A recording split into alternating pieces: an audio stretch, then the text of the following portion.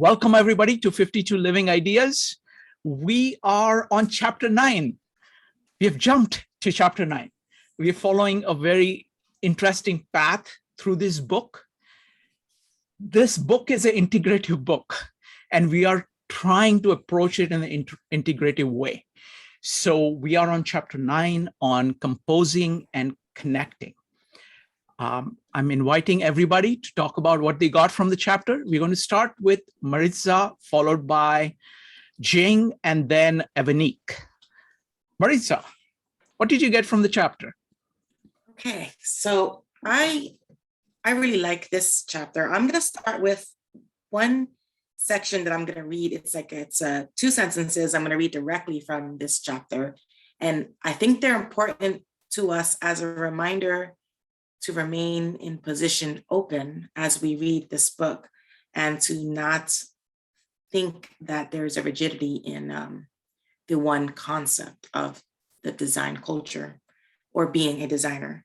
Here in this chapter on composing and connecting, we're reminded fairly early on in the chapter, it is not the intent of design to reach for an absolute perfect solution or to confirm the one true answer to a design challenge. Rather, designers must create a holistic outcome that adequately responds to the intentions of the client in relation to the reality of the particular context.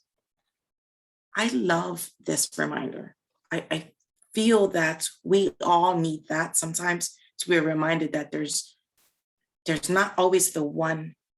We should not be seeking that one perfect answer, that one perfect solution. It's the concept that we've been exploring here throughout various different studies of changing one's perspective.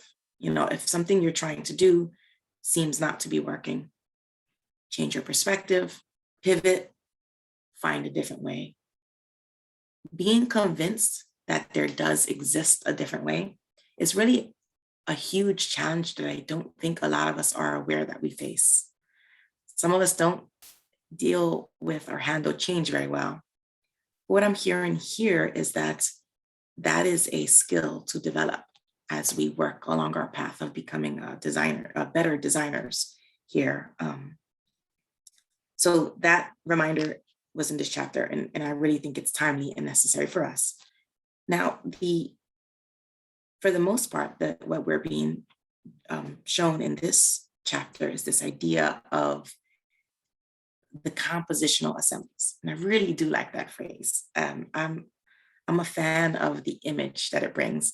And I kind of was waxing poetic with Shrikant the other day, and he threw it up on the video, but I'm going to repeat myself a little bit here because I'd like you guys to envision that when you say compositional assembly, think of it as an orchestra. Think of all the separate instruments on that stage.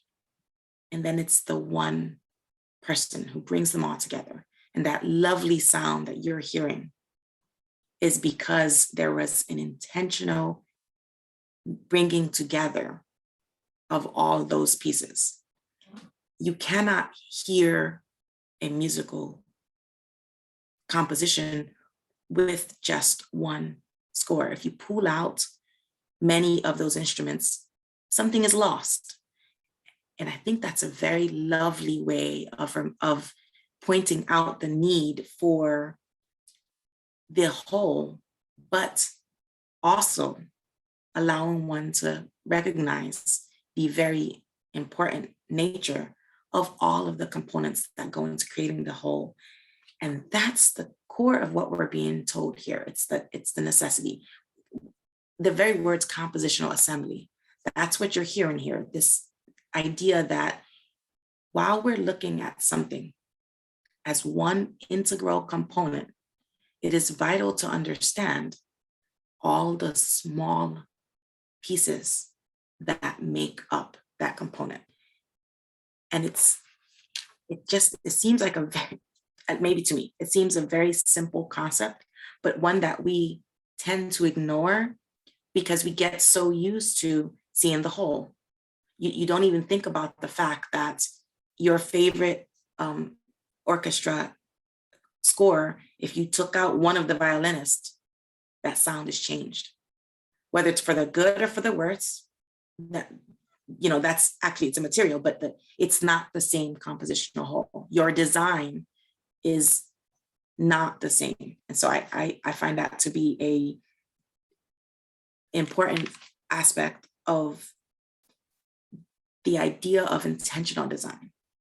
Because if one is not aware that each violin that composes one's orchestra is an integral component, it leaves one unable to have the most efficient and effective compositional assembly. And that's what we want, because we don't want to be just haphazard designers. We want to be intentional designers. And so I think that the key to that lies in being aware of what lies behind. You want to see this big picture, but you need to be aware that it's multifaceted. There are many layers in it. There's another sentence here two sentences that I really like, because it's pointing out different things for us as we designers are moving forward. And here we're told, composing connections is an activity where judgments are made using aesthetic principles like balance and symmetry. It is an activity that creates relationships between details and the whole and cause and effect. I feel like that's just a far more eloquent way of saying what I was just explaining. It's the idea where, you're using different pieces for your whole. And something else that I really like that we're reminded of in this sentence is the idea of judgments. So as we go through and we read more chapters, you'll learn that the theme of judgment is interwoven in almost every chapter here, because it is one of the core concepts. And so it finds its way into every little component that we're discussing here. And I mean, with good reason, because again, if you're swapping out one violinist for another, you are exercising your own judgment on which component there fits better for the whole that you wish to create. So almost seems like common sense, but it reminds me of the phrase where they say, the most interesting thing about common sense is that it's not common at all.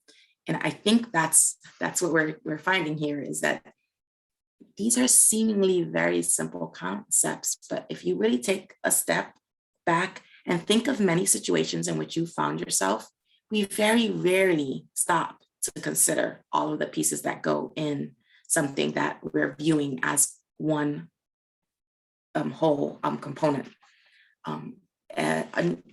Another really interesting aspect here that is near and dear to me is that we move on and we're talking about the adventure of the hero, the hero's journey.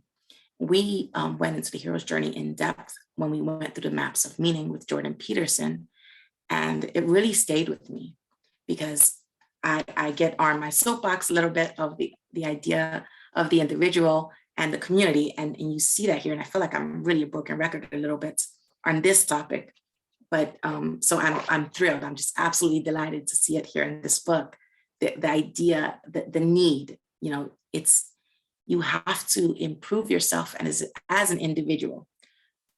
Find the courage to go and do this thing and then bring it back. And that's key for growth. Forward movement is what we all ultimately want. We want to find that meaningful path for our own personal self-development, for our community, for society. Following what is meaningful is what we want. And the hero's journey, the myth, I don't know if you want to call it a myth but the tales, anytime people are talking about the journey, the call to adventure, the reason is so that you can go and come back. Embracing change is at the core of every hero's journey, that that you'll read about. It's popular in all the books that you hear on that. And the reason being is that it also allows you, maybe not allow, maybe we should go so strongly as to say, forces you to change your perspective.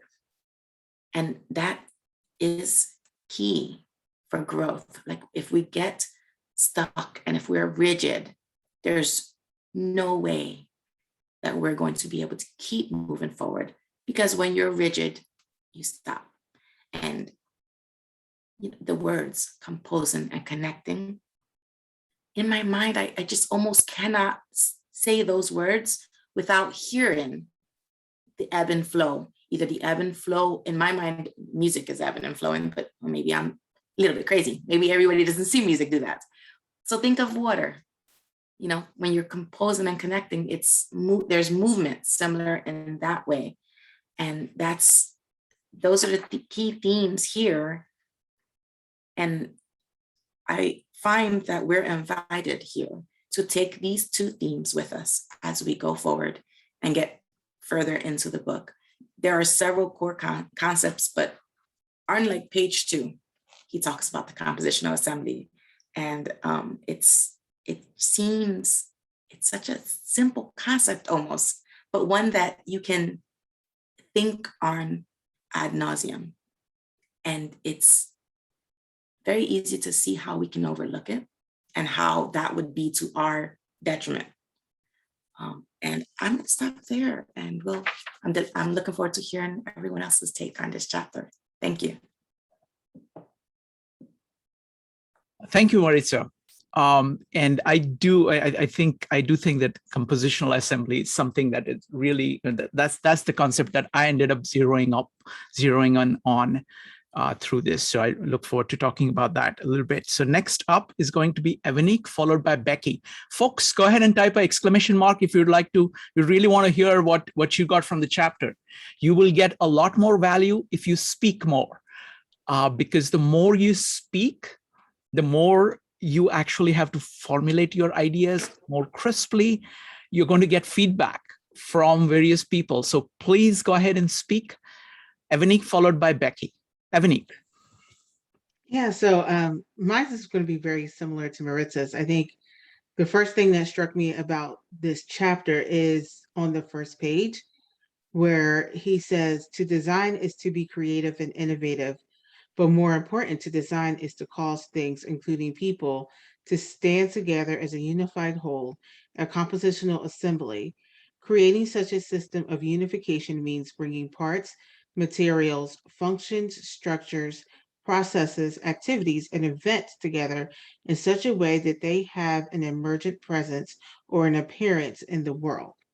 And I think that, to me, sums up the chapter as a whole, because in order to have like a design that achieves what you desire, you have to have all these different people and different talents come in and achieve the goal. But you also have to have like certain events, like when you're preparing something, you have to like test it. Then you have to do something like a pre-launch, or, you have to test it, you have to see if it works, and then you launch it as a whole. And I think what really struck me is the unification piece of it is just bringing different things together. And I think Maritza's example of an orchestra is great.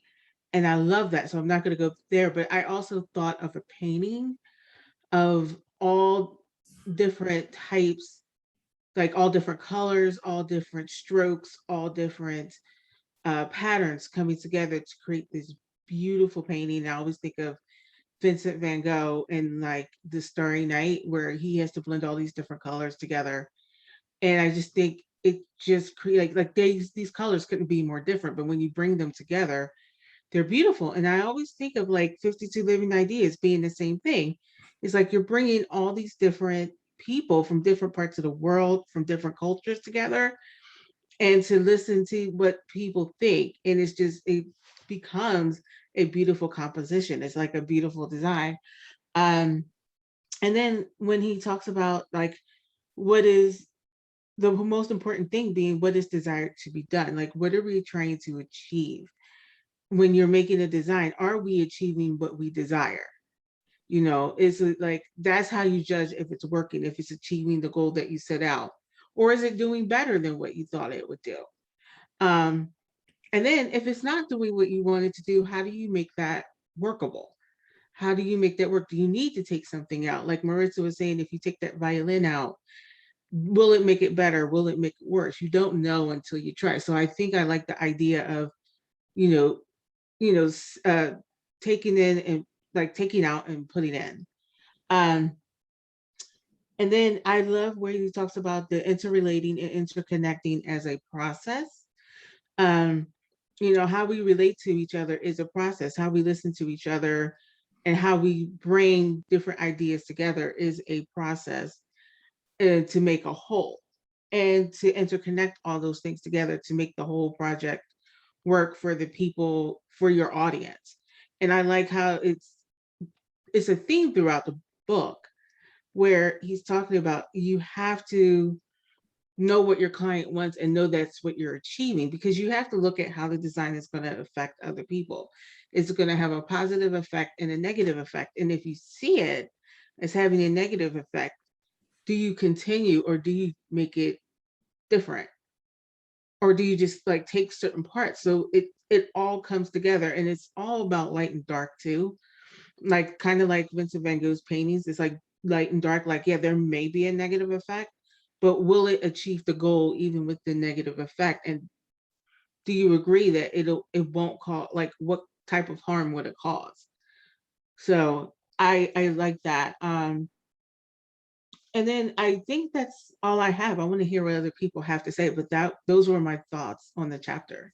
Wonderful. Thank you, Ebony. Great comments. I mean, hearing you talk, it reminded me of e pluribus unum, out of the many one, where you are respecting the nature of the parts and you're creating a whole at the same time. It's an integrated whole made up of those parts. So wonderful. So next up is going to be Becky, followed by Jing, and then David.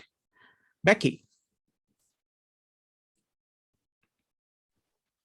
Okay, so the part that I wanted to talk about first is the beginning of like the individual units coming together as a whole.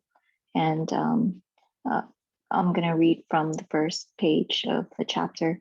We are attracted to each individual art object's qualities, but in addition, we are influenced by the way it is related to other art pieces and by the physical space, creating a unifying experience of the exhibit as a whole. And so oftentimes when we try to optimize the individual, let's say what's best for the individual unit, it doesn't necessarily yield to optimizing the whole. And so that's a concept of in game theory. So it's like individual versus cooperative. And sometimes it's best to pick what's better.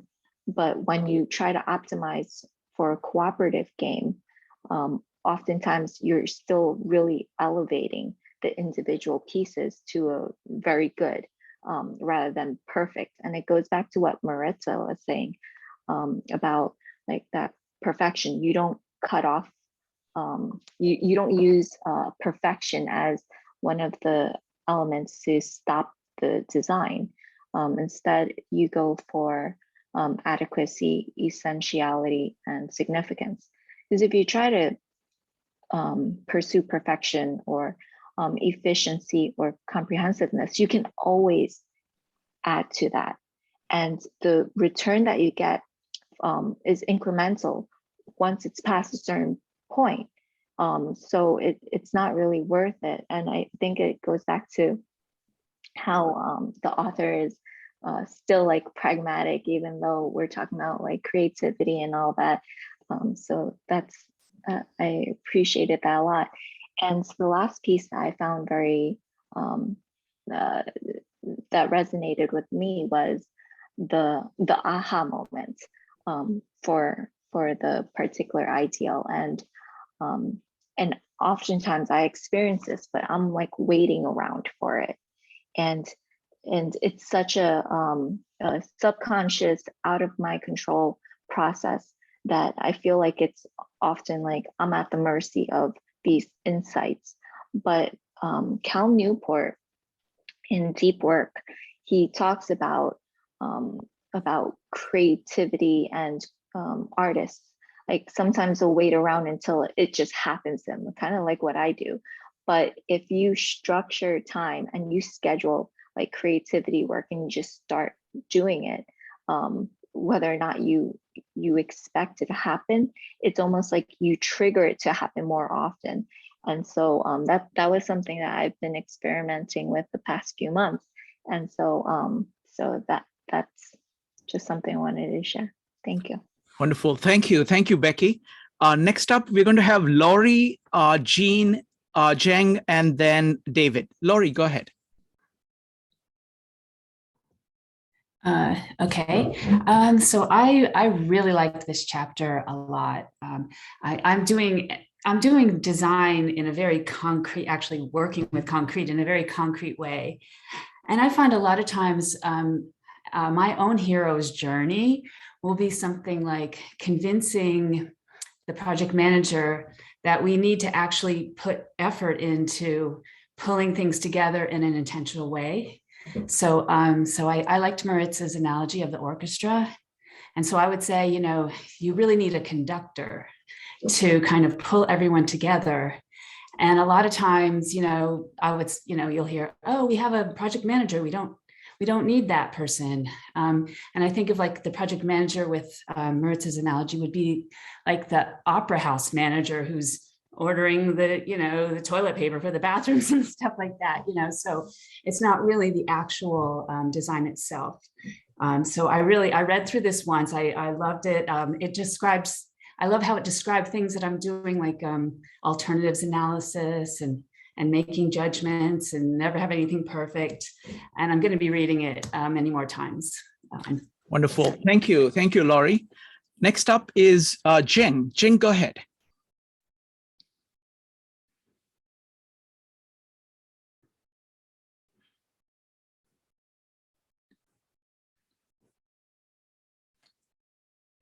Zheng, you're on mute.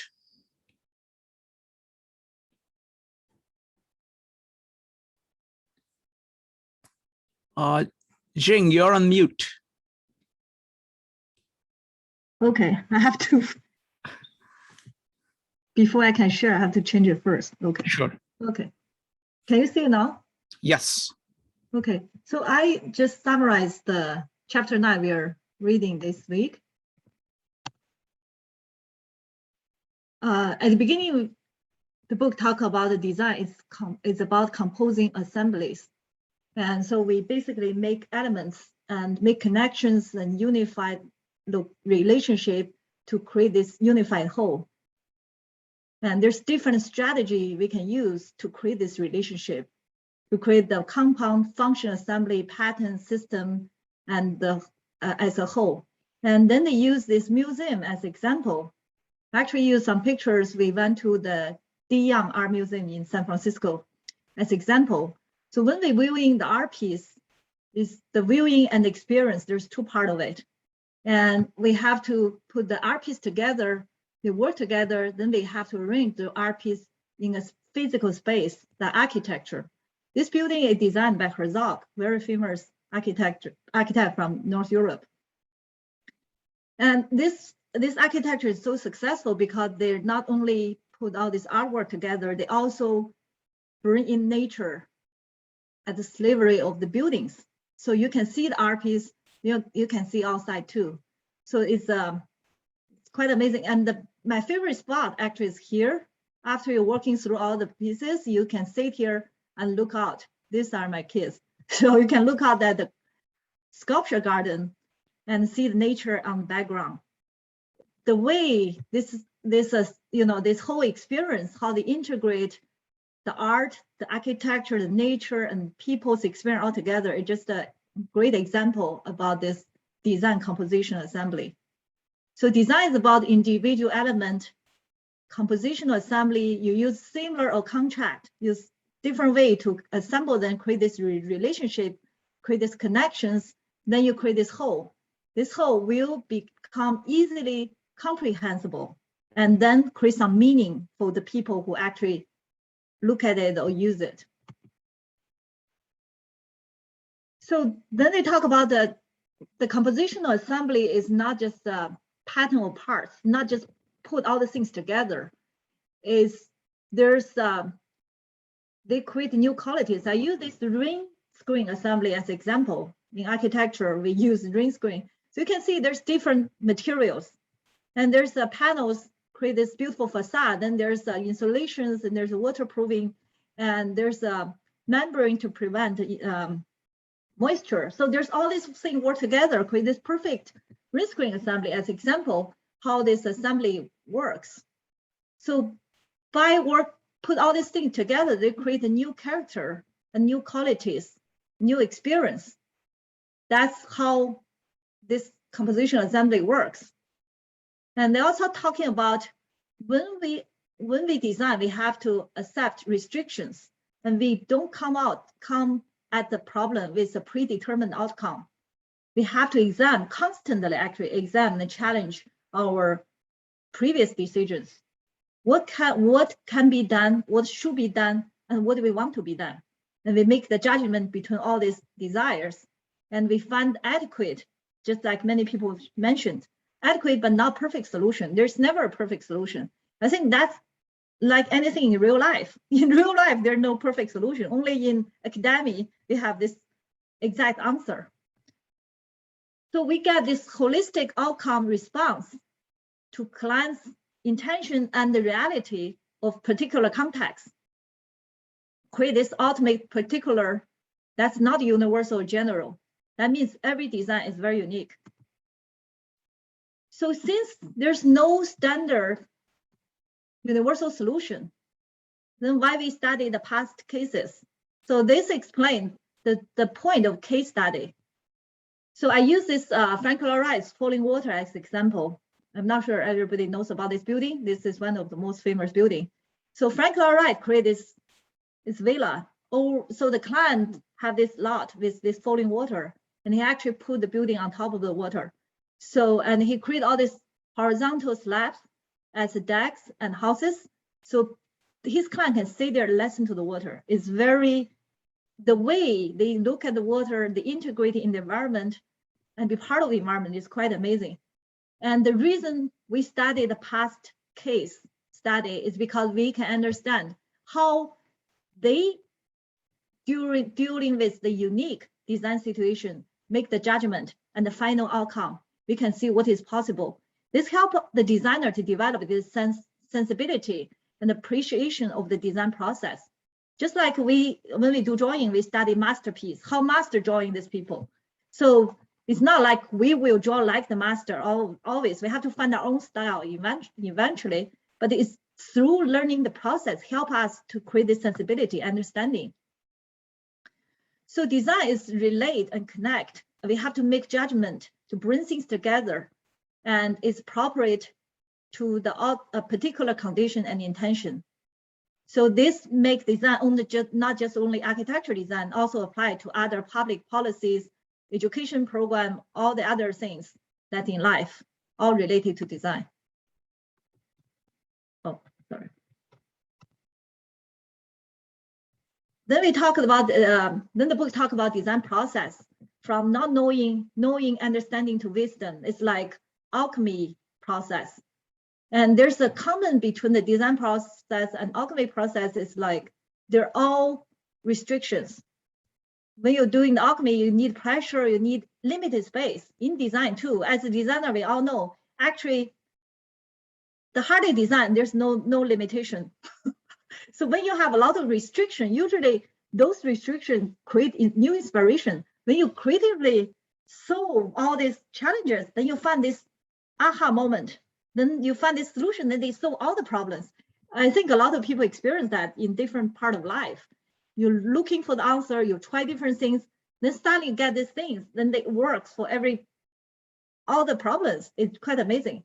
So all these designs start with, they mentioned about Pati, the seed of design solution. It's kind of work in the subconscious and conscious level. Between those is with imagination. So we start with the initial phase of subconscious, uncontrolled subconscious level. We create this Pati, very spontaneous. It's kind of inspiration. It's like the seed of all the ideas.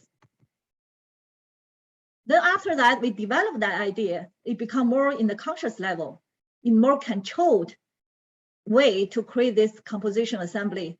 This is more rely on our craft. That's what we learn in school, is how to, make our craft work better. They become a mature design concept, then become real and concrete particular. So I actually put one of my designs example. I'm not sure it's to example of the Pati, because I'm not sure everybody understands it. I designed a house in Redmond, and it's in a big land with a lot of trees. So I just have this idea. So there's birds on the branches. The bird look at different direction. I have this idea about, so I create this house. This is final result. So there's different roof pitch, and I can see the people actually in the house. They can look at different direction into the forest, like the bird perching on the branch. And also this kind of different pitch of roofs also create the higher volume of the roof that related to the master suite, the stairs, and other bedroom, other spaces. So it creates different function of the rooms. I think this is just maybe not the best example, but just try to explain what Pati, how that is bear and become concrete design in the end. So the emergence of Pati, mostly uncontrolled subconscious level. But the important that early Marissa and other people mentioned, with more training, you can be more intentional and more control of that process. You have more conscious involvement, and it happens more with higher quality and more frequent. So this called design skill. Design skills is a composition assembly developed to reflect. So how we develop our design skill, because we have to analyze early design, we critique existing design and show the alternative, learning the important design process. And we have to understand why behind each particular, how the detail integrate into the whole, and through the form appearance, they come together. That's why, in every study, we study the past, like the music, maybe for architecture, I put this picture of Frank Lloyd Wright. Frank Lloyd Wright created this architecture in Taliesin. And Frank Lloyd Wright actually is a drafter person, and he's the student of Sullivan. You all studied Sullivan, form follow function. And so that's why in the history, I always say the master students usually are masters. The reason why, because they have the secret. They see how the master works. They see how masters think and design. They observe the whole process, so they can learn the secret. So they can become master much easily. And the design skill is kind of, you have to envision what is not exist. You have to have imagination and creativity. That's how our right brain works. At the same time, you have to be pragmatic. You know what can be real, what is possible. So that's controlled part, that's our right brain. So it's that way mentioned earlier in the first chapter is about design, is about right brain, left brain work together. So we have to have critical thinking and also the synthetic thinking together. And so the design process is more, the later design process is more the controlled in the conscious level. And from the Pati to final design form, from the promise to reality, from the fundamental design principle to the concrete design form. So the difference between the good and bad design is your intention. You need to have intentional underlying order and organization. You have to organize all these parts together with an intention. And the design form, there are design forms that the Christian mentioned, the book mentioned, and not designed, but by time. So I understand, just like Italy city, we see the city grow and it's organic, it looks beautiful, even though there's no master designer. I think maybe there's subconscious act behind this composition, and they follow certain traditions. So in the end, ultimate particular design is has integrity and unity and become a great addition to the reality, real world. And then they mentioned about appearance versus essence. So there's different level of appearance. There's a superficial level, which is style and fashion. There's next level is the true nature of a person. It's character, soul, spirit, essence of a person. I think it's like architecture, any other design, like human. It's a reflection of human, basically. So there's appearance and there's essence. And I actually put these two pictures together. The top one is by Frank Gehry. It's very flamboyant. It's beautiful forms. And then the below is Louis Kahn's Salt Lake City, which is highly regarded in the architecture field. They create this stark spiritual space. There's nothing on the courtyard. They take out all the trees and just look into this sea. This is where the scientists do all the research in the brain. So they create this great space for the scientists who can stay there and think, who can connect to the something bigger than themselves. So the compositional assembly have different level of appearance and experience.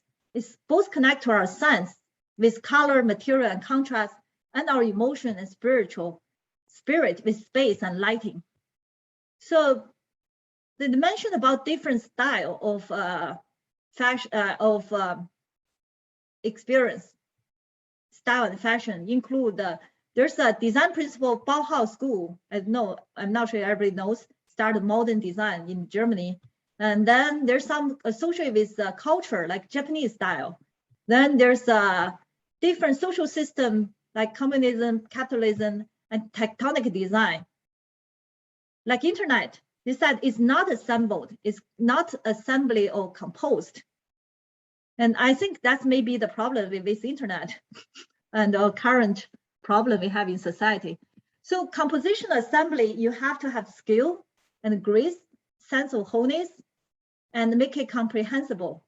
And every detail is contribute to the whole. And with the design's purpose and function serve the design purpose and function, that's an architectonic design. So architectonically, the design, the whole, the detail and the whole, the relationship is like the detail have to be part of the whole. And there's order and organization between all the details. If there's no such organization order, then we will be lost in this complexity of crisis. So the systematic approach is very important with organizing and order the design logic. So we can create this complex organization, but not confused and get lost.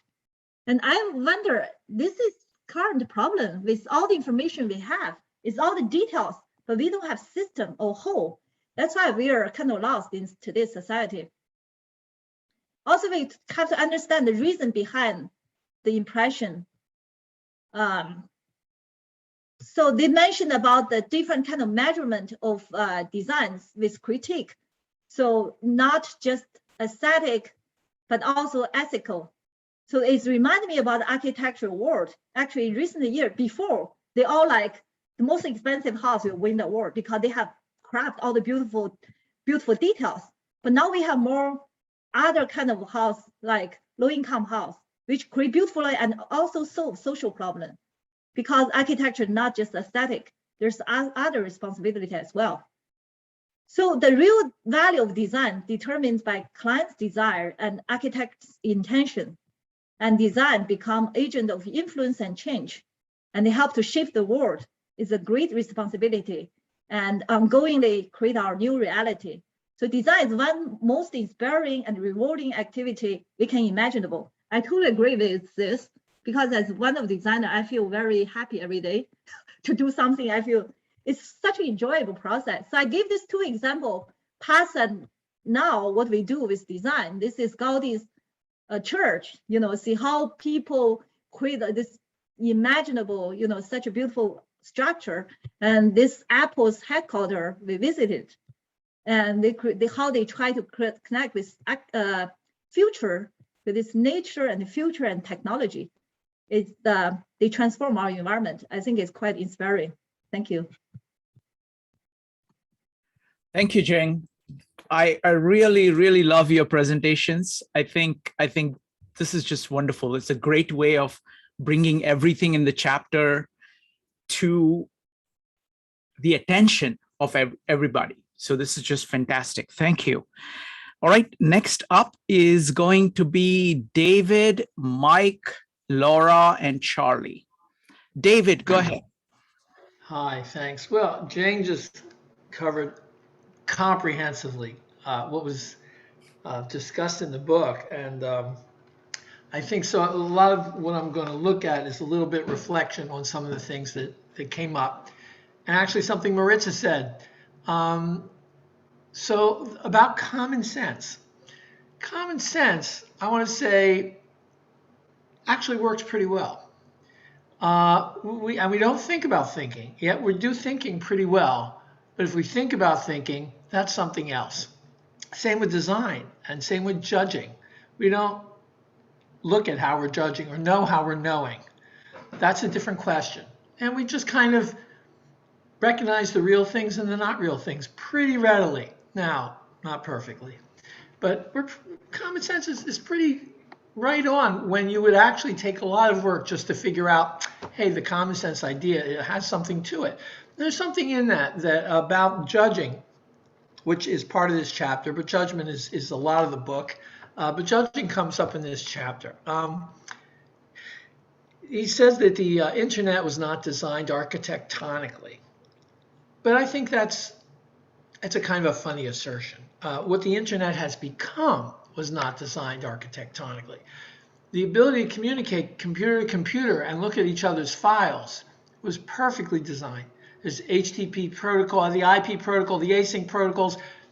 We don't even think about them. They are so naturally part of what happens. It's a perfect unity.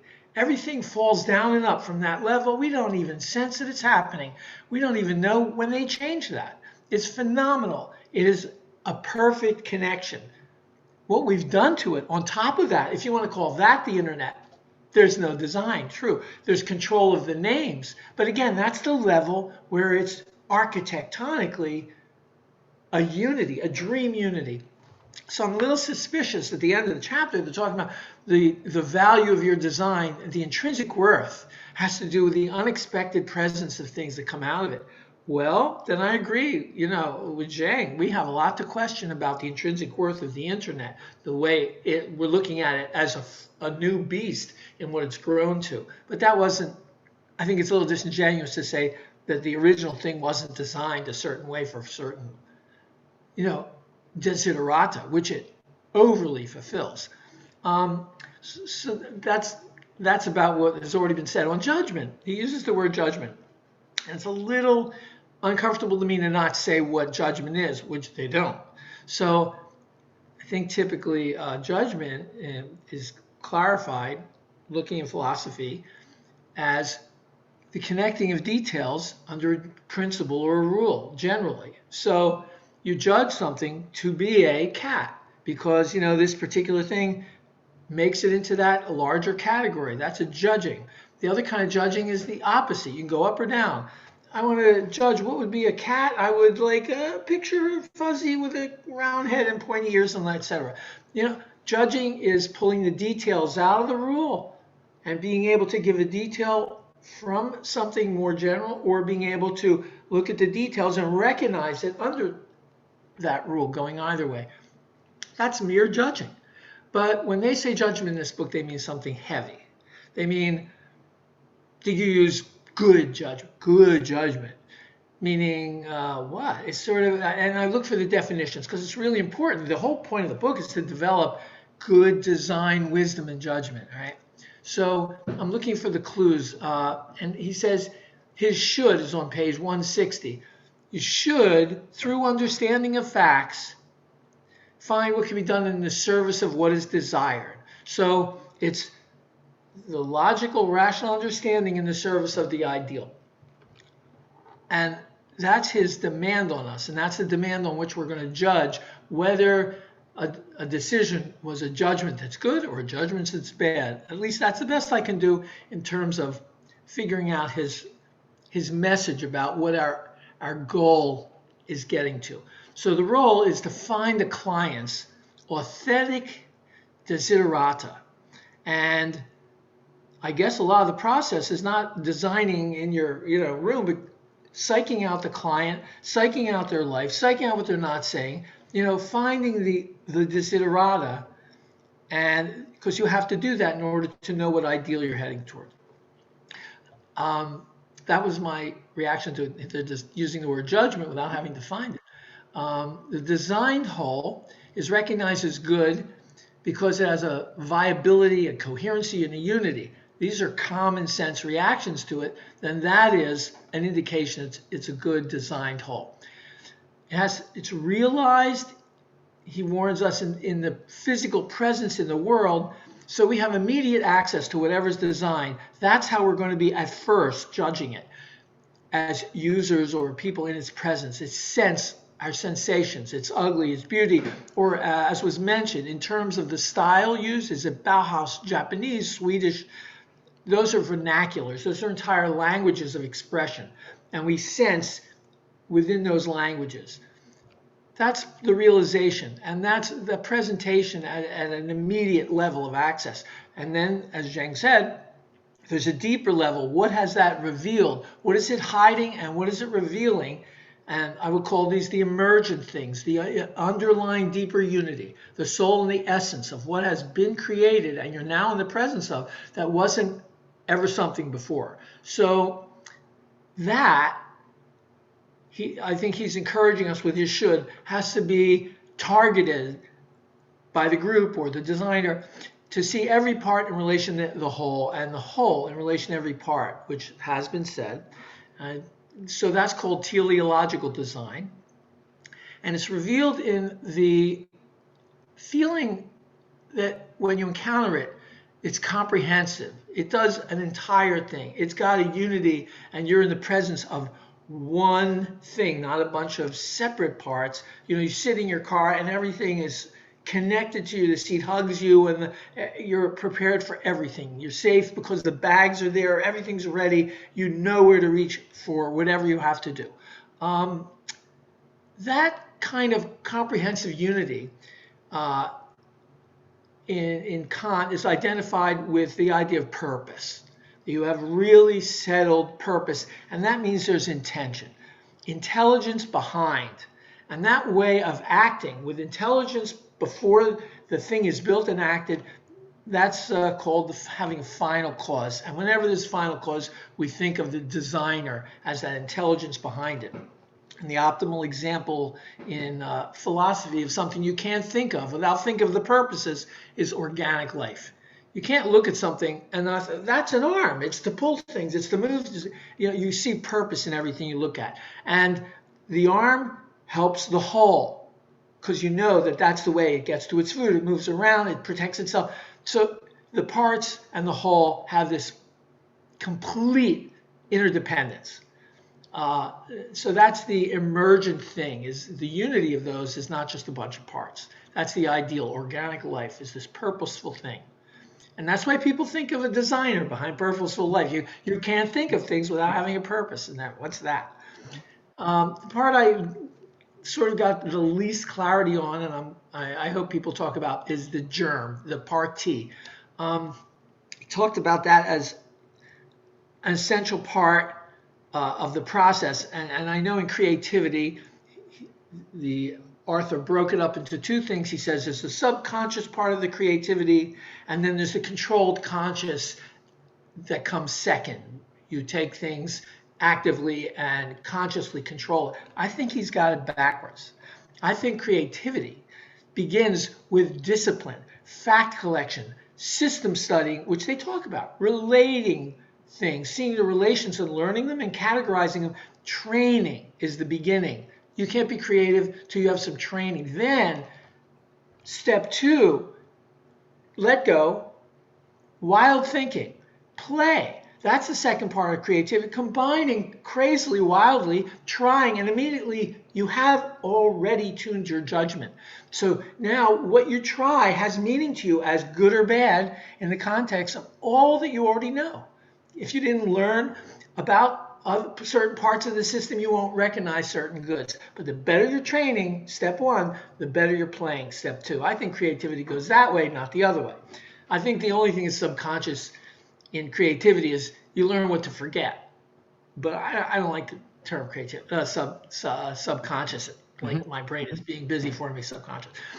So if we can get to what germs are, that'd be great. He says once you've got the germ, which is like something that already contains the ideal, then the only thing left is a sort of a low-level design problem.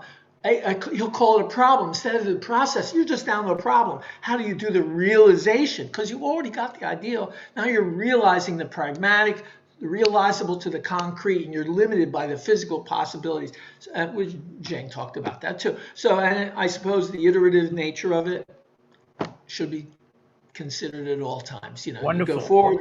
Yeah, thanks. Thank you, David. Always appreciate your thoughtful comments. It was just wonderful. Thank you. Next up is going to be Mike, Laura, and Charlie. Mike. So a horse and a designer walk into a bar. We'll leave that for the next improv meetup. Interesting. This was the first time after reading the chapter that I thought of intrinsic value of anything in a more subjective way. Having a finance background, I've always thought of intrinsic value in a financial instrument as something concrete, measurable. And if I own that asset and I give it or sell it to somebody else, that intrinsic value pretty much goes hand in hand and is measured the same way. It's the same intrinsic value. But in design, I think they mentioned it in the book too, the outward appearance of something, the fashion and style that they talk about, does not necessarily reveal the designer's intention. Intrinsically, it means something to the designer. When the product is sold or given to somebody else, the intrinsic value could change. They could use that product perhaps or feel about that product in a way that is entirely different from the designer. To me, that felt like a more subjective use of intrinsic value, as opposed to someone who was always thinking of it as something concretely. And then lastly, the feeling of having to let go. I think they mentioned, if you design something and once you sell it or give it away to somebody else, even though your heart and soul, and I like the way they use the word soul and the character of the designer, it's no longer yours.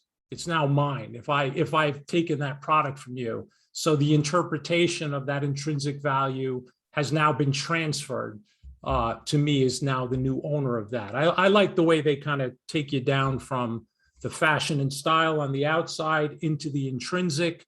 And then as that intrinsic transfers, it actually changes. At least that's what I took away from the chapter. Wonderful. Thank you. Thank you, Mike. Next up is Laura.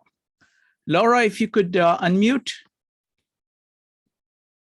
Yeah, I'm actually going to do it right this time. Go ahead. I have two little things to say. First of all, I think these presentations are great because it's really helped me. I have admittedly had difficulty with the chapter in the sense that I feel like I have to excavate what the meaning is. There are too many words to get through. I think it's just, I find myself editing, and by the time I've edited the paragraph, I'm down to a sentence or two. And so that's a little bit of perhaps just my problem. So therefore, I really think listening to this, and maybe you guys have to come along with me as I read to help me. But once I hear it now, I can see it all much more clearly. But I think that there's a little bit of difficulty for me in getting there each page, each time. But it is fascinating. I sort of live and breathe design. That's just in my nature. So it's just so natural for me to think in these ways that I don't feel like, wow, it's a whole new world, but it is adding to my perception. And I thank that and hope what I would like to see, Shirkan, we should have homework, group work. We should have group work. You should give us a project to work on and we should have to design it. That would be fun. That would really be a great, see if we can apply this stuff, because then we'll know what our worth is. Wonderful. Thank you. Thank you, Laura. So a couple of points. Everybody gets to choose their own homework and do it. I encourage everybody to do their own project which they feel strongly about, and then share the results of how you learned, what you learned from the book, what you found to be true, what new things you discovered. So let's come up with all kinds of individual projects that we can work on. Secondly, I want to say that this process of actually rewriting paragraphs, I think that is essence of reading. I don't think you can read without writing. So if you can keep boiling everything that you're reading down in your own way, in a short, pithy sentences, that is the way of actually mastering the material. Thank you. Thank you. Next up is going to be Charlie, followed by Marco and Ambika. Charlie.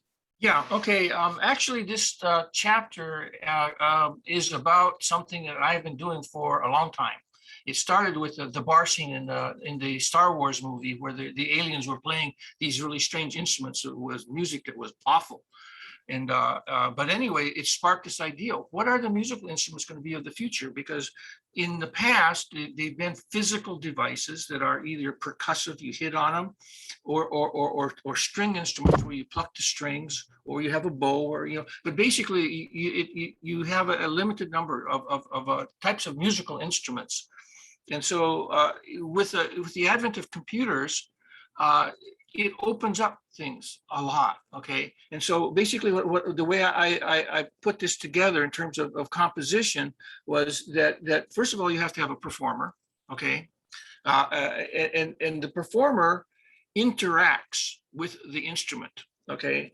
And how does that happen? Okay, that's one section of which there could be immense possibilities. Okay, it could be dance. It could be like in MIT, they have this idea of paint that is like made up of computers, little microcomputers. Okay, so you could have like a paint a computer, a million computers on your body and dance, and that would be a performance of a musical instrument if you knew how, if you programmed it properly.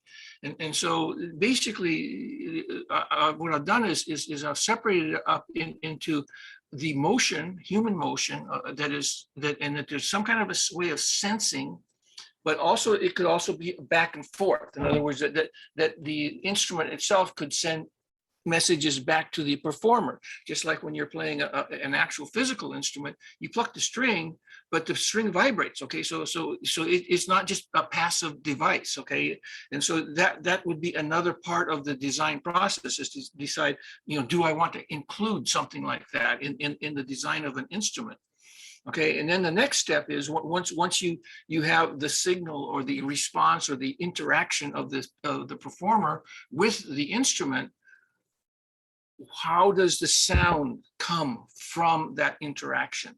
Okay, so you have to be able to produce the sound. So you have the performer, you have the interaction with the instrument, and then you have the production of sound that is based upon that interaction with the instrument. Okay, and so that's kind of where I'm at right now. I'm interested in that particular section of the interaction of the performer with the instrument, and how does the instrument produce the sound? But it's like a whole complex, and this is something I've been fascinated with for many years, and this is kind of how I've put it into these components or a composition that could be a template of sorts for musical composition or the production of the manufacture production of musical instruments. Okay, and I didn't mention breath. Of course, that's another one. The wind instruments, and so there are many ways that a performer can interact with an instrument, and so. So you have all of that to take into consideration as to how you want to do it, how you want to make an instrument, and so it's like three parts. Okay, you have the human performer, you have the interaction of the human performer with the instrument, and then you have the production of sound from the instrument to whatever speakers or and so and this would include physical instruments as well. I mean, you could use it as a design process for for actual physical instruments as well. So, but by putting it into those separate parts, then it makes it easier to focus on a particular part, because you get into the whole engineering thing of that interface of the human being acting in the environment, and and how does that interaction work, okay, with the instrument, which could be multitudinous and could be very complex. But anyway, that's kind of how I'm playing with this chapter. It is coming up with, so for me, the ideal partie is looking at that entire process of how does a performer interact with the instrument, and how does that instrument produce sound? Wonderful. Thank you, Charlie. And following up on Laura's suggestion, know that on Thursdays we do exactly that. We invite everybody to share what they are learning from the book, as well as what design process that they are using, their own experience with design. So please come on Thursday nights to talk in a much more free-form way. What we're doing is that Mondays we're going to cover chapters, and on Thursdays we are going to be talking about our own experience of design as a result of that. All right, next up is going to be Marco, Ambika, and Joe. Marco. Yeah, for me, I sort of like the part of the partie, and like I kept on thinking of this the songwriting course that I took over a few months back, and it starts out like where you basically where you have like an initial idea, and you just an idea for the verse, and you sort of like build it out, each verse, the details, and also I like the idea of the figure 9.6, where you have the partie, the ideal solution, and then you have different schemes that you go through to sort of like realize that the initial ideal solution, and also I kept on thinking, like, from a self-help perspective, like I liked how if you're not like feeling well or something, like they say like that's not, you're still complete, like you're still whole. So it's like it's like when one part isn't functioning, like you're still whole. You're not just that malfunctioning part. And and that's it. Thank you, Marco. I really like your example of music, because you can clearly see it in, for example, I'm a big fan of Beethoven. Ba ba ba bam. With that, just that musical theme, the amount of expansion of that. There is or in Indian classical music, there is something called the pakad, which is like the core of the music or the rag, the mood that you're trying to create. And that is parlayed into this entire composition. Music is a very good example of thinking about the partie. Thank you, Marco. Next up is Ambika, followed by Joe. Ambika. Hi, so I love this book already, and I'm only on this chapter. I think the chapter is beautifully written, like every chapter, I'm sure, because that's what I've encountered so far. I'm discovering that the very first sentence is so perfectly crafted that it's a great thesis for the rest of the chapter. And, it all unfolds in a very fine compositional assembly. And that's what makes it really divine flow, as far as I'm concerned. Everybody has done such a fine exploration of the details, And I'm more of a flow, all of that, rather than all the details, because you already know it. So I want to apply this to my process, because I'm finding somehow magically the universe coheres with the design of what we are involved with. And when Shrikant said next week we are doing chapter 9, imagine what happened. I started working on exactly that. I read the chapter only before the class today, but I picked a poem from 2013. I rewrote it. It took me, I never spent so much time over rewrites. 2 hours last night. And this morning I said, the poem isn't making sense. And then I found somebody's villanelle. A friend had written a villanelle. And I go, I think I need to make this into a villanelle. And now I like what I did with it. I have a villanelle, which is a very specific form, similar line numbers. And therefore, I'm not designing something big. It's a poem. It's in my hands. Yet it becomes collaborative without it meaning to be so. And again, it's a very personal decision of mine, which word I choose, how I rearrange the lines. And so that was just exquisite for me, that Shrikant set it up, and this became my process, and all these details show up. And then listening to Charlie was also magical, because he did exactly that. He had groups of dancers in his explanation, all coming together and moving apart and coming together and moving apart. And it creates a whole, even though it can have chaos and order.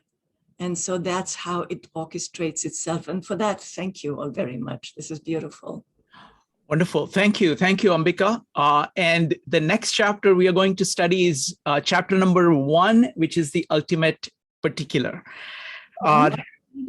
Next up is going to be Mark, followed by Joe. Mark. So I guess, I was relating this back to, my personal experience. And I'm a software developer, as I think I said a number of times.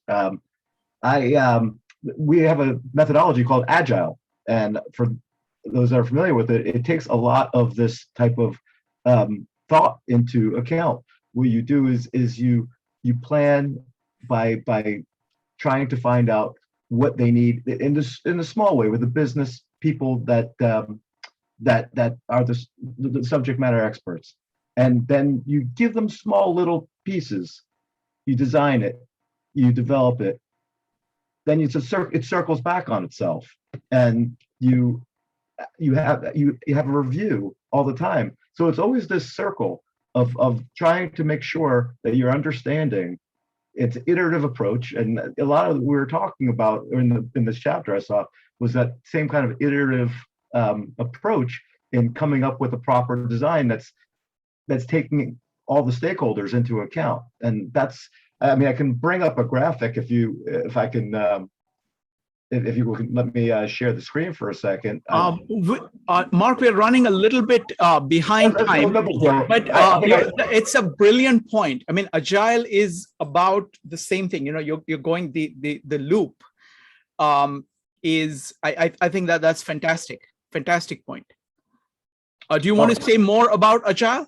No, you know what? I think I gave a flavor of it. And if we're running short on time, I'll gladly move on. Let me do one thing. Let's finish with Joe's presentation, which is actually connected to this, and then I'm going to have you share. You can keep it ready, and then you can share. Okay. Thanks. Next up is Joe. Joe, go ahead. Okay. Can you share the screen? Yeah. Just a second. This is not good. Let me try it again. There is, just a second. I can give it a shot. Go ahead and try. Let me see what has happened here. Okay, I think I found it. Nope. Just a second. Okay, I'm going to try it one more time. Let's see if this works. Yeah. Oh, it did. Okay, all right, yeah, no, it works much better. So something that we try and do here is some topical thinking, where we try to bring in thoughts from other meetups and connect them with something that we may be working on at a particular moment in time. And this is John Boyd, who had come up with the OODA loop. It's a decision-making model based on your observation and your orientation. And it's done these decisions are done in survival circumstances. But he also wrote a paper called Creation and Destruction. And one of the individuals he worked with, who had actually spent some time with us, Frank Spini, gave us a brief, and it's quite a long brief, and it's something that I would suggest that anybody that hasn't seen the presentation maybe go back and watch. But this is, I feel like it applies to this particular chapter. And so what this does is you're imagining 4 separate domains. Each domain is a pre-existing whole with its unique identity. So you have the skier on the ski slope, you have a bicycle, you have a toy tank, and you have a speedboat. And so there's no relations amongst these domains. So let's just go to the next slide. Oh, can I do that? Yeah, it's next. Let me see. No, can you see the next slide? Now I can, yeah. Yep. Okay, so this is analysis and deduction, where we start to look at how to understand how the parts are related and how they make up the whole.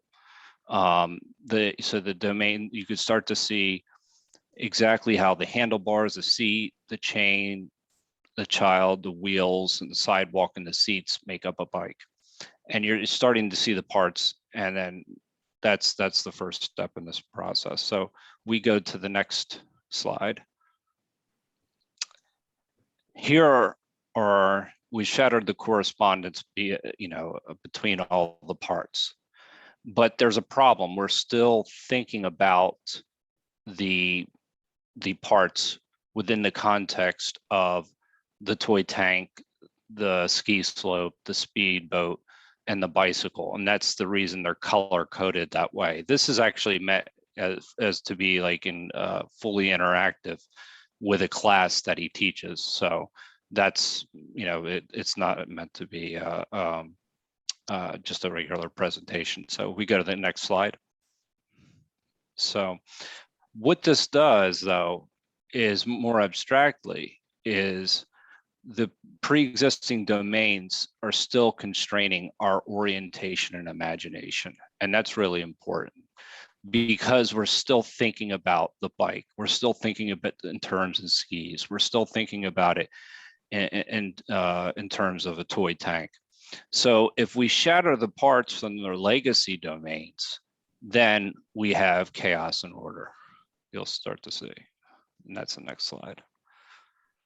So now we have the uncertainty and disorder, and we want in place of meaning and order.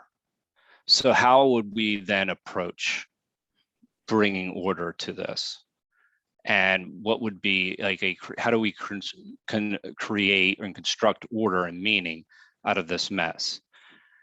And essentially, there are a lot of different ways you could do it. I actually thought about it. I would put the function of things in certain, that's how I would organize things, which each part is its function, what does it do, to try and figure out what I'd want to put together in order to create a new form. But that's just one idea. But if we can go to the next slide. So if we can synthesize a new domain, we can find the common qualities, the common connecting threads, the attributes, or the operations among some of the constituents swimming in the sea of anarchy.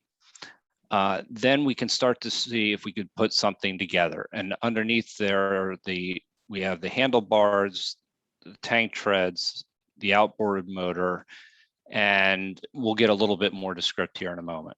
So we go to, now we're circling everything in the skis I left out.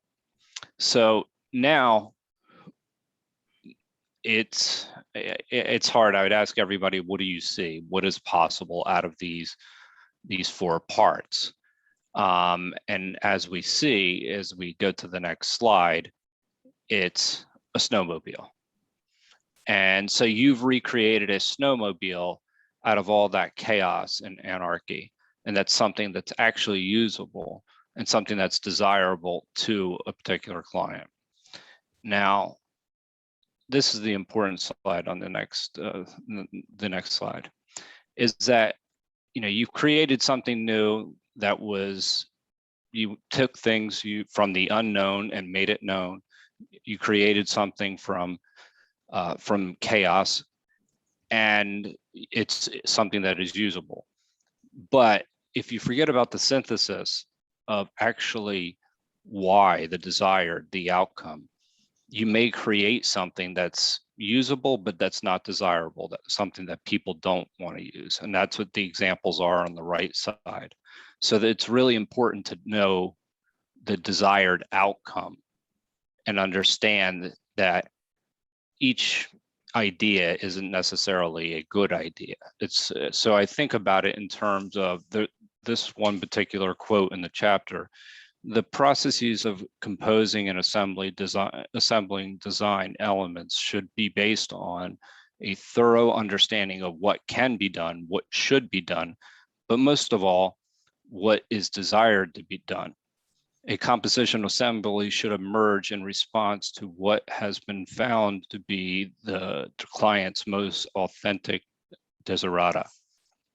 So essentially, know what your client wants. And this is the example at the bottom there. You see there's a new concept, new startups that don't work in the real world. And it's because you don't understand your design. And so that this is, I thought that this was an interesting example about understanding the parts of different domains and creating something new. So I just thought that that was a good example of connecting the dots that was used in Boyd's OODA loop.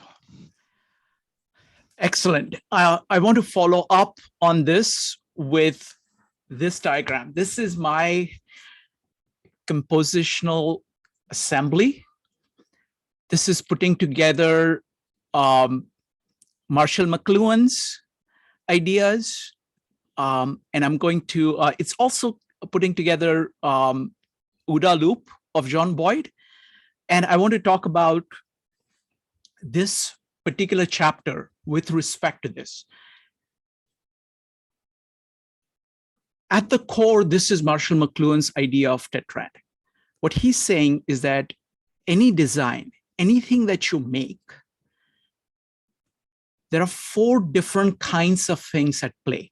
So this is 4 different things all brought together to understand the thing that you're making. So the yellow part is overextension. That means this is actually the, sensing of the problems. You're taking in life, taking in the requirements, taking in the desiderata of your clients, of the society, of yourself. A lot of this is, you're just absorbing it. You're just, Louis Sullivan says that life began to break in upon him. So it is a way of taking in stuff, and it operates quite a bit at the subconscious level, from which you retrieve the seed.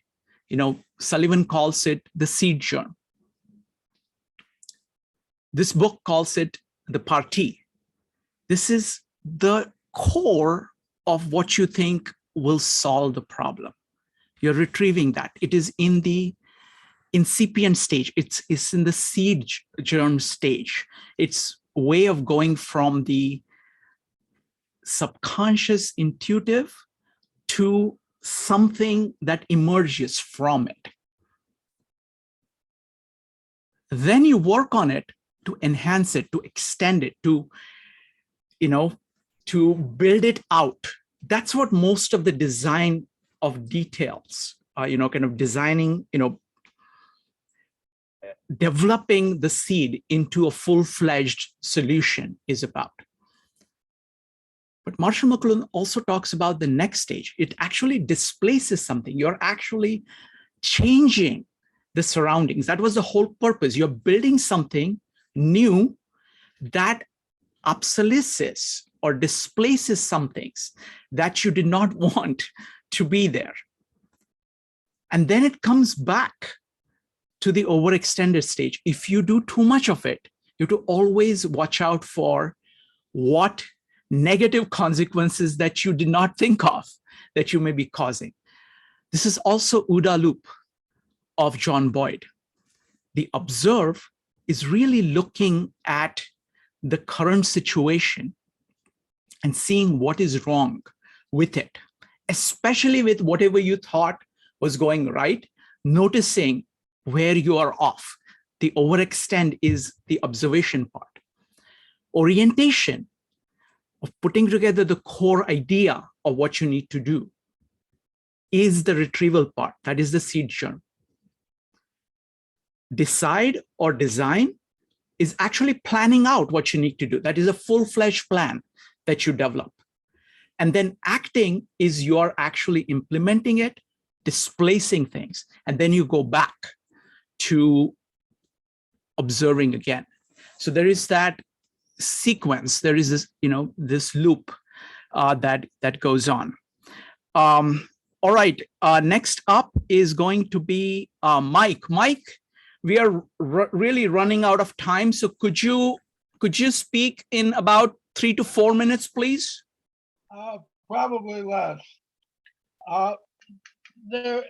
There's a statement that we have what Dave Stormer said, and what Joe said, and the example of the example of the OODA loop have a common tie-in. The internet has no designer, and yet it functions. But it does have an implicit designer in terms of the laws of physics and the available components, and maybe even Jung's collective unconscious. In a similar vein, Houston has no zoning plan, no land use, and a very minimal building content. But the social contract and the available of components has let that work. And taking things like Agile and Scrum and UX, you don't want to over specify. You want to create an implicit design to the extent possible, so that we don't stifle creative freedom, and also because the requirements are vague. The specification by definition is error-prone and vague, and left to nature and all those other things I said, often things work out correctly. In the same way that the design of a tree, all the leaves are arranged themselves in a Fibonacci sequence, that everybody gets water, everybody gets sunlight. And similarly, the stock market arranges itself so that capital is produced for all its functions in without a designer. But there is a designer, whether you believe it's God, nature, or Adam Smith's invisible hand of economics. Thank you. Brilliant points, Mike. Wonderful. Thank you so much. All right, folks, we are actually running behind on time. It's almost 10:30. So let us just jump.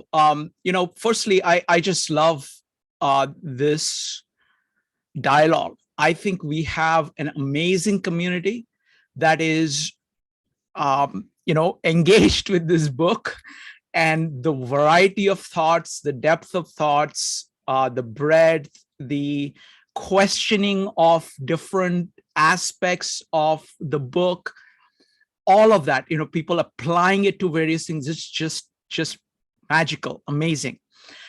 So what we're going to do is that we're going to jump to the question, because I want there to be, I want people have been listening a lot. I want people to say, okay, what are the questions, the biggest questions on the mind? So we can go ahead and if you want, we can do a really short breakout rooms, but I don't think it's worth doing that, because there wouldn't be time to kind of go and have a really deep discussion. Otherwise it'll get too late. So let us go ahead and jump to questions. So go ahead and type in, or type an exclamation mark if you would like to raise the biggest question that you can think of about. Now, as far as questions go, everything is fair game. So you can ask about this chapter or the book itself, anything at all. And then I'm going to go ahead and organize all the questions, and we're going to answer them in a lightning round fashion. So would you like a short breakout room? So okay. If you would like a 10-minute breakout room, go ahead and type in, say, if you want 10-minute breakout room, say yes. If you don't want 10 breakout rooms, say no. Go ahead. This is your chance to vote. Go ahead.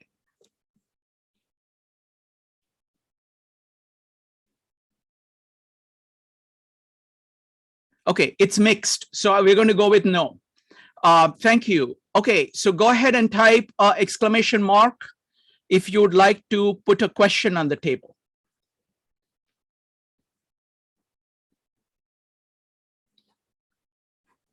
All right, who would like to put questions on the table?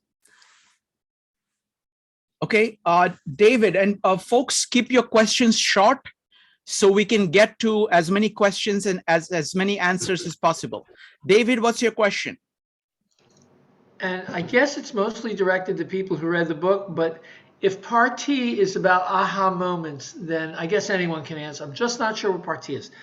Does it seem that in a real project of any size, everyone participates and has these parties, I mean, as they develop in their own realm, because there are partnerships and there are sub-communities as you develop? There are multiple parties. Is this the right way to think? Or is this the goal is the party? What is that? Wonderful. Thank you. Thank you, David. Next up is Jean. Jean, go ahead.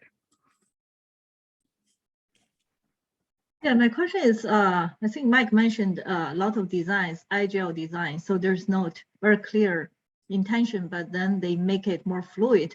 So the question is, how can, once they get into the world, for example, internet impacts so many people, how can we make it more intentional with group, work together instead of like damaging our kids?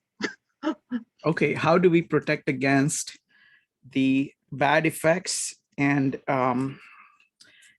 the difference between kind of intentional design and designs that develop naturally? And David's question, I'm going to put it, is it when you're operating in a group, is it that there is multiple parties interacting with one another, or how does that work?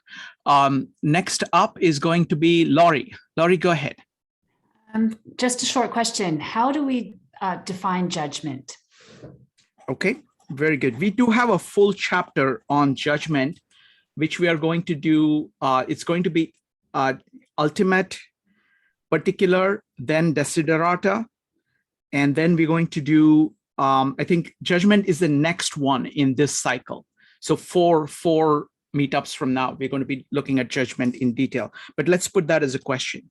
What is judgment?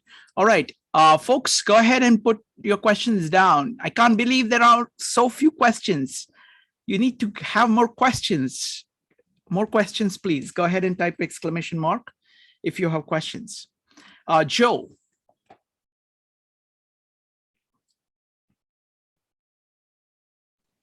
Joe, you need to. Yeah, so there's an example in the chapter of it being used within an organizational context. How does that differ than designing a object?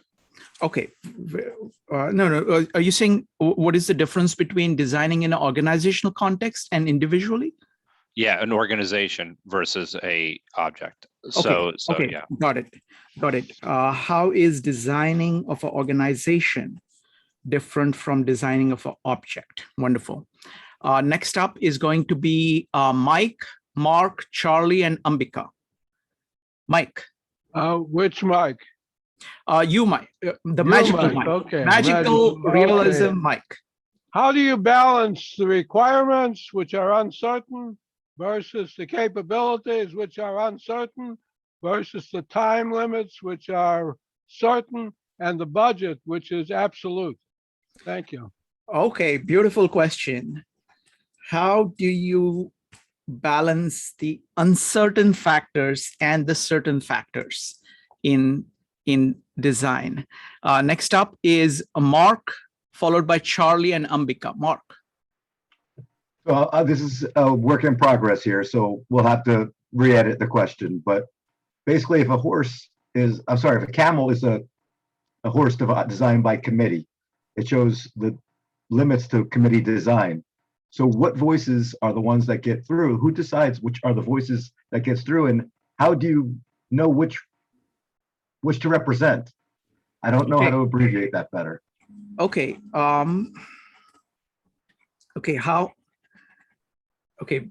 That's very interesting. I'll figure out a way of putting it. I mean, my current version of it is in design process, in a group, there are many voices. Which of these voices actually get through in the design process and why? So understanding it in that form. Next up is going to be Charlie, followed by Ambika. Charlie. Actually, my question was very similar to Mark's. Basically, my question is what is the process of transition between a schema? Because you go from the ideal party, and then you go into this process of schema 1, schema 2, and so on.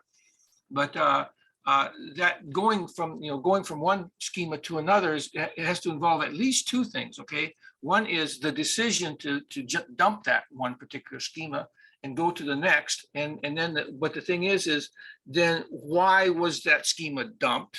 Okay, and what is it that you're looking forward to in terms of the next one? Okay, so that who's involved in that process? To what extent is it just a democratic process, or is there some kind of structure in the decision-making process as to how that going from one schema to the next, how that works out? Got it. It's really basically kind of Mark's question, just reframed, I guess. Got it. I'm going to put it as in the design process, when a schema is discarded and a new schema is chosen, what standards are used to make that choice, whether by individual or by people? Next up is Ambika. Ambika. Hi, I'm actually curious to know what Harold Nelson thinks about our questions and our comments. No. That's not a fair question. You can ask any question to everybody. Okay. All questions are for everybody. Okay. Go ahead. Okay. So what do people think about people's questions? I can put that as a fair question. Okay. All right. Thank you. Next up, let's go ahead and try to answer some of these questions. Let's see which voices get through and how multiple parties, difference between organization, uncertainty, schema change. Okay. All right. Okay. So one of the questions, the biggest group of these questions have to do with designing in a social context, where there are multiple people coming up with multiple parties that are competing with one another, cooperating with one another. Which of these things get through? So how do you think design works in a social context. When people have their own ideas of design that are interacting with one another, how does this whole shebang get brought together? And any thoughts about that? Not how it should be. If you want, you can comment on that, but how it is. So, and any thoughts on that? So now this is only for answering these questions. So the first one is going to be Jing, followed by Maritza. Jing. In my personal experience, we should only have one chief designer. For example, like I work with a structural engineer who want to be an architect. So he gave a lot of input. I told him there's only one chef in the kitchen. If there's two chefs, they're fighting because there's no one answer. So there's multiple options. To have two chefs, you never get a good conclusion. Thank you. Next up is Maritza. Maritza, what do you think? I agree with Jang. I believe that it's a matter of, so in cultures that are slightly more society-based, what we see is it's kind of ingrained in one from young age to seed.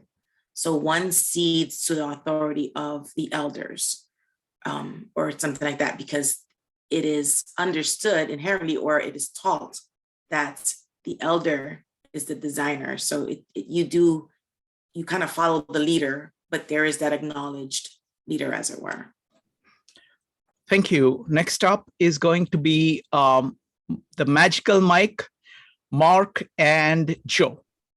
Mark. Well, okay. In the book, Harold gave credit to Russell Ackoff and Robert Sandusky, who's in the audience, and what Russell Ackoff in his books discussed how to solve that resource allocation problem under uncertainty.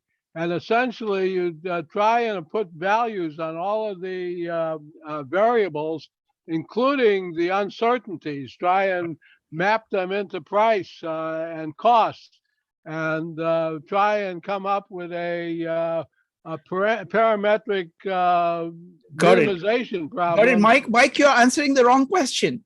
No, that's how you balance all these requirements, including the social requirements. Got it. Okay, thank you. And the Next up, risk under uncertainty. And that's discussed in the acknowledgement section of the book. Wonderful. Thank you, Mike. We can always count on you reading a book thoroughly, including all the acknowledgements, all the references, and following them all up. Thank you, Mike. Next up is Mark, Joe, and Laurie. Mark. I guess I was going to give an answer similar to Mike's, which is, it's hard. It's a hard thing. Everybody wants to be the chef. Everybody wants to be the chief. And the truth is that any designer has to answer to a number of people. And I think the art is in balancing, which voices, get through and compromising in a way that doesn't make a camel, but at the same time, lets people have an influence, and that's a tough balance to have, I think. Thank you, Mark. I think you're being unfair to camels. They are very effective desert creatures. Just because you can't ride them and it's very uncomfortable to ride them, they were not evolved as a riding thing. They're desert creatures who can store water and carry, move around on desert very well. Next up is going to be Joe, followed by Laurie. Joe. Yeah, but camels aren't thought much. Nietzsche didn't think much of them. But I would say that it's kind of covered, I believe, earlier in the book when they talk about the importance of leadership when it comes to design, and having a culture of a culture of design, where you're automatically going to have a leader in that process. Because you're going to have have someone that can act on a minimal amount of information, and that has limited time and resources. So in that particular, I think it's part of the cultural aspect of it. Thank you. More than anything. Thank you, Joe. Next up is Laurie, followed by Laura. Laurie. Okay, so I think that as part of the design process, you need to design a process for evaluating alternatives that doesn't just depend on one person, and to make sure that all of the various elements are considered. And I'm thinking about someone like Robert Moses, who had like such a very strong personality, and he kind of browbeat people into place, and he, we end up with all these low bridges on our parkways, so we want to avoid this strong personality that steers in the wrong direction. Thank you. Next up is Laura. Laura, go ahead. Okay, I guess I was concerned about creativity in this thing, because we're talking about lots of people, voices together, but from the point of view of creativity, how do we begin to place some limit on it, or what it has to be? Because is it, if you have a design project, is it, is it going to be a retro thing? Is it going to be a conservative kind of thing, modern? Who makes those determinations? And that's within your group, I guess, to hold some boundaries, but it also has to meet with the client's design set. And, would you be like a character in Fountainhead, where you're going to push the limit, make the person see something beyond? So that's my question. If it's Thank you. Thank you. Next up is going to be Evanique. Yeah, I think so. I think in the end, like I was listening to everybody, I think you have to have a leader that is able to listen to all the thoughts, but also be able to bring them all together to achieve the desirita in a sense. So somebody has to have the focus on the main goal, or like what is desired in this project, and make sure that the elements that are getting in are the ones that are going to achieve what is being desired. So I think I agree with Jing. You do have to have one person that's making that final decision, or you just keep going around in circles. Thank you. Next up is Maritza. So my brain is rebelling a little bit, Shrikant. So in the book, we read that everybody is a designer. But now we're all saying that there should be one designer. And I say this as well, but it gives me pause. So I really like Evanique and Laura just mentioned the idea of, if you're the one chef, you cannot go into the kitchen and just cook horse meat for everyone, because what if nobody wants to eat horse meat? You're not going to be the chef for very long. So I'm thinking this is a question of a yes, but answer, where it's there can only be one chef, but that one chef is not going to be only chef ever. You may have to, in a society or in a community, it may have to be changing hands type of deal, or the chef has to be very, very careful to ensure he has been listening to the community, or as it's called here in the book, the clients, because failure to do so means it puts in jeopardy all the others. And I think if you can give the clients a voice, then it makes it okay, because elements of their design thoughts get put into the ultimate design. Yeah, that's very, very interesting. I mean, I want to say just one thing. If you look at this discussion, right, these are all different chefs. These are all of us are cooking up our own answers and putting them on the table. At the same time, all of us are evaluating all the answers put on the table. And we are trying to have this many-to-many conversation. And my favorite anecdote here, I'm sorry to take this much, is from, surely you're joking, Mr. Feynman. He went to, he was a young guy at Los Alamos, and one of the first meetings he attended was that of these Nobel laureates. Like, it was a room full, like a table full of Nobel laureates, and they were solving a particularly hard problem. And this guy, it was a guy was called Compton. This is one of my favorite stories.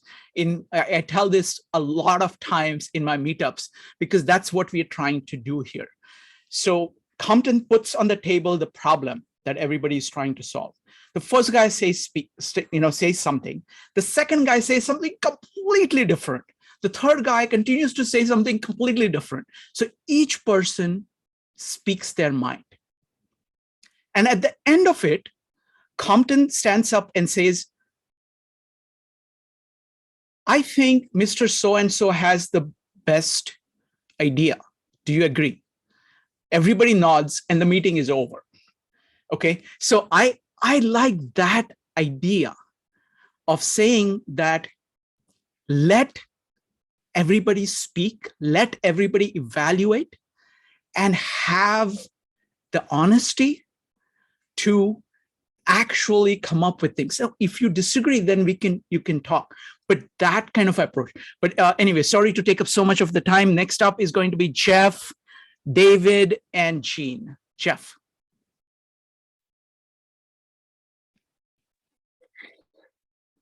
Well, we've come around to my specialty here, which is the subject of leadership.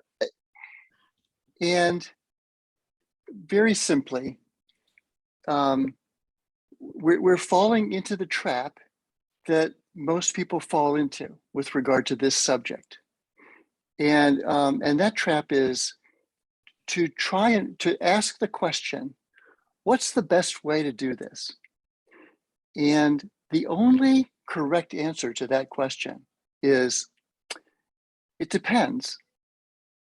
This is a question that cries out for a situational answer. And so having everybody express their opinions and wildly disagree and defend them and have one person decide, maybe. Or having a group of people who might need to decide based upon a whole bunch of people arguing and presenting. Thank you. Maybe. Yeah. Or having an emergent situation where a whole bunch of people are initially involved, and then others create new ways, and then somehow a critical mass of folks want to try it out, but you have several competing hypotheses and you want to try them all out, or try out 3 or 4 of them immediately. Maybe. Thank you. Thank you. Thank you, Jeff. Let's go to David, followed by Jean. David. Right. Well, that just cut short a lot of what I had to say. So I guess I would just point out, you started out asking, how does it really work? But you ended up answering with a story, how should it work? And the problem there, I think, has really been pinpointed for what kind of process, for a Manhattan project, or for building this building, or for my life decisions, or what. Yep. I'll listen to everyone, but I would make the decision. So I really think the default has to come down to, there is a decider, and then the question is what was just asked. What is leadership? What kind of leadership do you want there for that decider? It's a separate question, but it's really important. I think there's a chapter in the book, and it does have to do with intersubjective sensitivity, letting people not only be heard, but hear each other, helping them do that, and being creative, but being rational and reasonable, to break through things. So, the leader, that's a great question, what kind of leader you want, but I think the structures, most of the time, you need a real leader. And then the rest of the question is, so what kind of members do you want? Do they have to really hear each other? Not necessarily. You want some experts who don't have to. But your example, they didn't have to hear each other that well, but they did listen in the end. So building consensus is the ideal, but you didn't ask what's ideal. Thank you. Next up is Jean. Yeah, I think, designer have to listen to the client. That's why they're designer, not artist. I think the difference between artist and designer, because they have client. So artists can do whatever you want. Maybe your painting got sold if you're a good agent. But designer, they have to serve a client to listen to them. So I think the leadership is very important. The leader can listen to others, but can also make final decision. And also I want to share, you mentioned that's a great idea about everybody put ideas together, because in Europe, usually the young architects so many opportunity because every big project they have competition. So everybody can bring their idea to the table, then they pick a best idea. That's how a lot of young firm, become famous. But in other countries, they don't do that, so because there's only one solution. So any solution is possible. There's no comparison. You have one that's done. So I think competition is a great idea to bring all the idea together, to give everybody opportunity to show the possibility. Thank you. Next up is Kevin, followed by Joe. Kevin. Yeah, my answer would be take on the merit, not because personal or group. What's right for the project or design, a task. It's definitely it's multiple answer. It's one issue. Multiple answer is good, comparable. Like you said, maybe you eventually find a good answer. It could be all together add up. Thank you. Thank you. Joe, if you don't mind, I'm going to go to the next question. I want to hit at least 2 or 3 questions. Next question is going to be, how do you switch from one schema to another? When do you know that you have to replace the schema that you started using? Go ahead and type exclamation mark if you'd like to answer that. Jean. I think when you're not totally happy with the scheme, you see other possibilities. Okay. Anybody else? Ambika. When something doesn't seem to work and you really need a different design or flavor, you got to sit back, and sometimes it tells you what needs to be done. It speaks to you as well, and that sometimes is really lovely. Thank you. Next up is Laurie, followed by Laura. Laurie. I think this is really where experience comes in. So you try to think of, all the possibilities, not all, but, a good number of different possibilities, including like doing nothing. And, you go through a logical process to evaluate them and have good reasons for choosing the one you did. And, if that process works, you shouldn't have to go back and change. Thank you. Next up is Laura, followed by Mark. Laura, when do you change the scheme that you're using? I think it's when you get to the point where you're fighting with it and you don't know what to do and something's wrong. I think you do have a conversation with the design and it'll tell you. Thank you. Have to be willing to give up at that point and move on. Thank you. Next up is going to be Mark, Kevin, and the magical Mike. Mark. Obviously, I always give the answer, it depends. So that I'm a consultant. That's what we do. That's our job. Mm-hmm. As far as I started talking about Agile before, I'm not going to go into a deep dive here, but there's a part of that that's a review process. After every small sprint, we call it, the review process, which gives the stakeholders, clients, and anybody who's a stakeholder, a chance to review what we've done on this small increment. And if it gives us the chance to correct and to change our focus if we don't have satisfaction. Obviously, bigger projects, you don't necessarily have the luxury of being able to do that. But I mean, as far as like, this is a software problem, we can do that because it's been designed as such. But other problems that are, you've built a statue or a monument, you can't just knock it down. So obviously, different problems depends on the scope. But for software development, it works well for us. Excellent. That's a great answer because it's kind of accepting the feedback from others, because you have a tendency of getting locked into whatever ideas that you have, with the confirmation bias and the investment that you've already put in. But yeah, I think the feedback, excellent point. Next up is Kevin, Mike, and Joe. Kevin. Yeah, I guess going to follow Mark's answer. It's depends, but it depends. The schema is the big project. Let's say after 1 year, you already developed something of months. You're going to want to switch upside down. That's who's going to pay the cost, the time, and what the requirements come from. Maybe it's going to loophole, keep changing again. So it's definitely like you have to smaller scale, like agile process works. I have to have a big vision, look at it ahead. Don't make that kind of big change. Thank you. Thank you. Mike, you're next. You got a minute.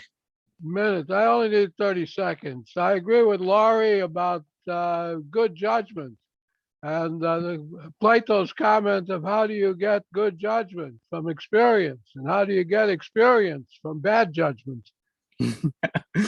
Thank you, Mike. Next up is going to be Joe. Yeah, I mean, I'm going to say it's based on experience and when your understanding of the situation changes. And then that's when I think you change your schema. Wonderful. Thank you. Thank you, Joe. So we're going to take one last question and then we'll wrap up. So the last question is about how do you design under uncertain conditions? So there are things which you know for sure that are the constraints, and there are a lot of things which are uncertain. How do you design in such a situation? Kevin. I guess I use some mark answer, agile way. Start small scale, from requirements change, any design, be prepared for any change could happen. Then keep look ahead, then do a little bit. Excellent. Thank you. Excellent. Thank you. Next up is Mark, Evanik, Ambika, Laura, Laurie, and Cheng. Mark. I was going to also answer in an agile software-based format, and the answer is that we, oh geez, it just went out of my head. Oh, having a senior moment here. What was the question one more time? No, the question is, how do you design under uncertain situations, conditions? Yes. So what I was going to say is you go after low-hanging fruit and present, what you think they are saying in a very, in a minor way. You don't invest too much time in that initial one. We set up what we call a straw man and get feedback on how your client, your stakeholders receive it. A lot of times you're putting things there that they're not going to like, but you're going to see what's going to spur the thought for the next thing. Again, this is kind of a very intangible art, software development. So it's not as easy to do such thing with more tangible, things where you have to invest more concrete, real resources. But for things that are not tangible, it's very nice to be able to have that feedback and basically have that straw man is a very, very powerful tool to use. Excellent. Next up is going to be Evanik, followed by Ambika. Evanik.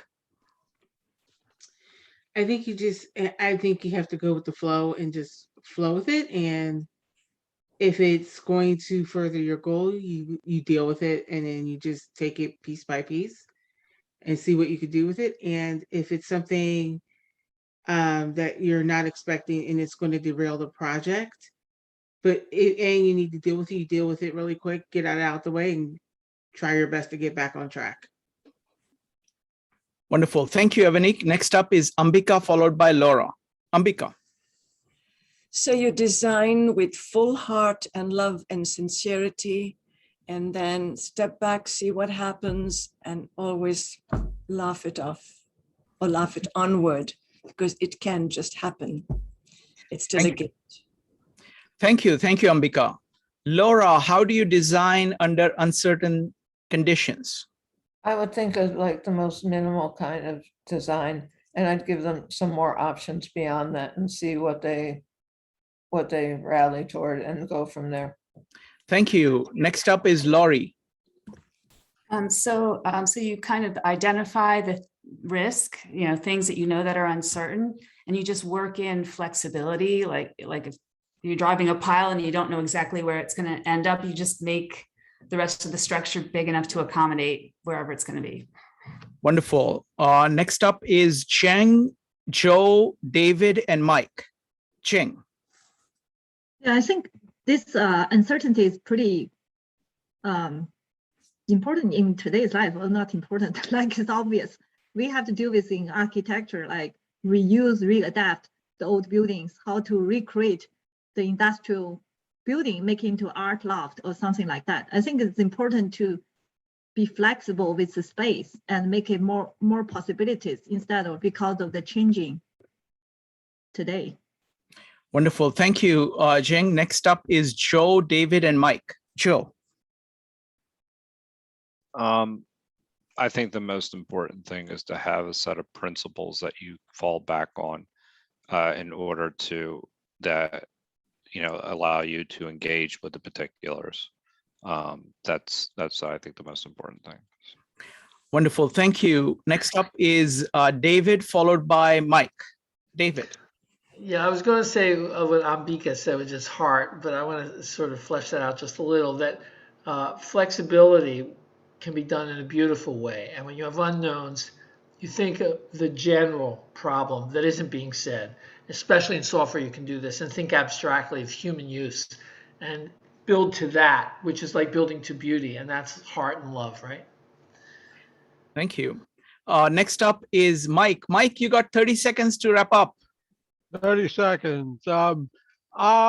There's two more words. One of them is David's flexibility. The other one is something called robustness of design. And when a 737 crashes into the Twin Towers, a robust design is it would come out the other side without doing any damage. And a